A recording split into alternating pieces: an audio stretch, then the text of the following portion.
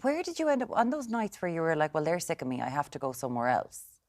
Where did you sleep? Dunleary Harbour. Where in Dunleary Harbour? I'd find a boat that I could like crawl onto, and I'd have sleeping bags already. Like I'd have them set aside in a car park, underground car park, and I'd just grab them and then go find a boat.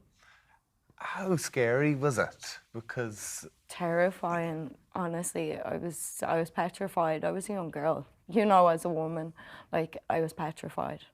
No, I can't. Like, I'm afraid walking home. We talk about women walking home at night. I know. So you're a teenager, and you're dodging around trying to see people, trying to have people not see you jump into a boat, knowing that you're vulnerable and you're by yourself. Yeah, and there's lots of drinkers on the harbour as well. Like, so it was yeah, it was really tough to like kind of sneak around them, to try not get noticed, you know. I mean, your story is really quite remarkable. That you saw what maybe the road that you could have gone down, the path that you could have gone down, and you went the other direction. You would decide to go back. You did your leaving cert. Yeah. How did you get on with that? Straight A's. Good woman. Thank you. Incredible. And gone now into college then as well. Yeah. You must be so hopeful then of the future and an inspiration to other people, as David just said, for that bit of hope. And that's what you have to live for. Yeah, because we're not just numbers, we're people.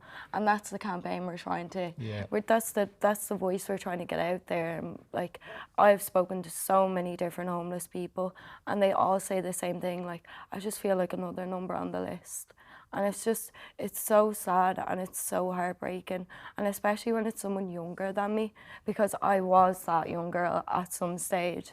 And it's just, honestly, it's heartbreaking. It really is. And the campaign that's set up now for youth homelessness, I hope it just goes further and further, and like more facilities for younger people.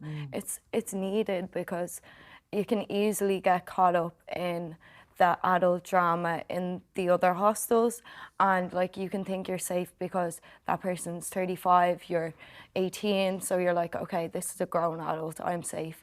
But realistically, you're not. You're not. That person isn't a parental figure in your life, they're just in the room.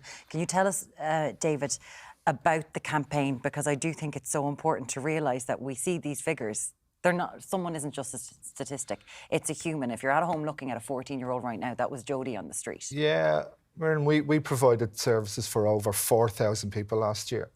So there's 4,000 different individual stories from people coming from such different backgrounds as well, from economic difficulties, from the likes of what Jodie has experienced, to families who haven't been able to maintain their homes because they've been evicted due to losing their private rented accommodation. So I think the complexion of what we're dealing with is very, very different, depending on what your own individual situation is.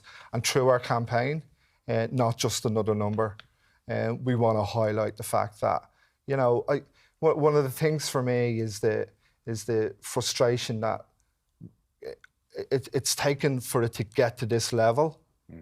For people really to wake up that we've had a problem for a considerable period of time. Yeah. And, you know, we can't... And I speak strongly enough, Tommy, that this needs to be tackled now. And you said it's not just a number, but the number is frightening. Over 11,000 people, and that is people. You know, it is just scary. If people do want to get involved, depaul.ie, if they would like to donate, please do, because as you can see from Jodie here, that bit of support makes all the difference. Listen, David Carroll, CEO of Depaul, thank you so much for coming in, and Jodie Taite, true inspiration. Thank you Good so on much. you. Thank you so much. Pleasure to have you both here.